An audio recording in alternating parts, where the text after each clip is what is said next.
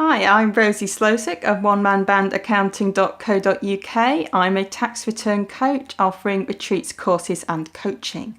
Oh yes, and did I mention the cake? I offer cake as well. So, today I want to talk to you about whether or not, if you're a limited company, you can go back to being sole trader. I'm in quite a lot of Facebook groups and it's been under quite a lot of discussion recently because sometimes your circumstances change, sometimes you've been misadvised, sometimes you just you made the right decision to change, but you just want to go back. It's not right for you. It's all okay. The main thing is whether or not you actually can, what it means for you, and just so you can go and look at this and you can make the best decision for you. So this is a start of a 10, we'll call it, so you can actually look at this and decide what your next move is going to be. So you're a limited company and you're going, not sure, can I like to go back to being sole trader? Now, unfortunately, this isn't actually very easy, with one exception, which I will get to, but it's not easy. What you've done is you've changed your business from being legally part of you as an individual to legally being completely separate entity to you, and there are protections for that, but at the moment it's not very easy to go backwards.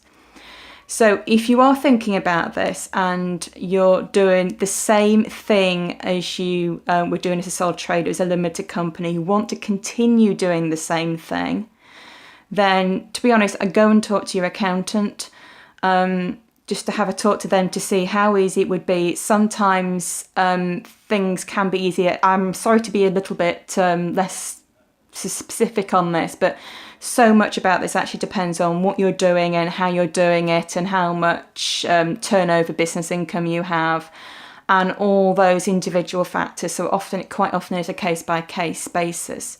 So first of all, go and talk to your accountant about it. But sometimes, yes, even if it is a bit more of a pain, it is the right thing to do. People have done it. Don't beat yourself up about it. Sometimes you need to do these things. Now, I mentioned the one exception. Now, the time when it actually isn't that difficult at all to go from limited company to sole trader is when you're changing what you do. And this is an example of a friend of mine. She went from sole trader to limited company, and her circumstances changed, and the limited company didn't suit her anymore. So she asked me, can I go back? And I was like, well, actually, tell me about it. Are you doing the same thing as what you were doing before? She says, well, actually, I'm not. And this is the exception. So if what you're doing a limited company is different to what you want to do when you go back to sole trader, then it isn't that difficult at all. What you need to do is to ask your accountant to make your limited company dormant. Now, what this means is that it still exists, which is awful lot easier than closing it. And you've got that option to go back to it later. It still exists, but it's dormant, which means you still need to file, or your accountant still needs to file, a certain amount of paperwork, but it's not very much.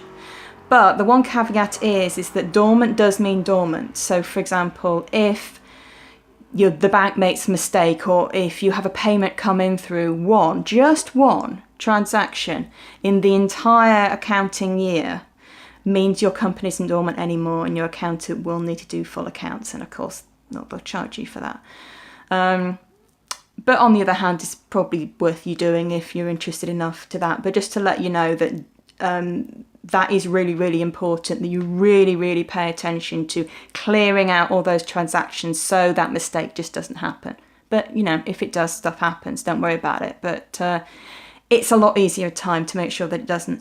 So that's the main thing. So if you're going to change what you're doing, you can go from limited company to sole trader, but what you're actually doing is making your limited company dormant and then starting a different business as a sole trader. It's not technically the same thing as going from limited company to sole trader, but it feels the same, and that's really what you're after. So that's what you can do. Like I said, if I'm Rosemary Slosick of onemanbandaccounting.co.uk. I offer tax return group coaching if you're a sole trader, and I'm also going to be launching a Demystifying Limited Companies Mastermind in the new year, so in 2017. So if you're interested in that, there are links below, and there are links also on the screen. So